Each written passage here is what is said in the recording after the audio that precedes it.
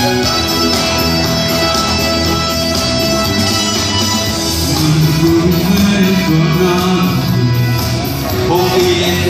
thêm bao xin dòng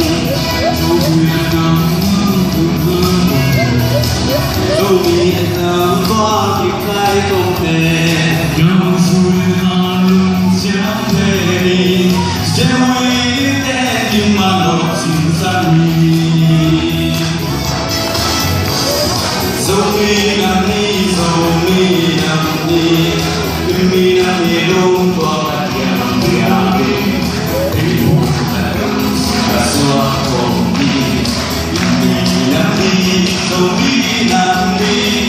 tình buồn là đừng xa xóa không đi ta xóa đi xa về đi.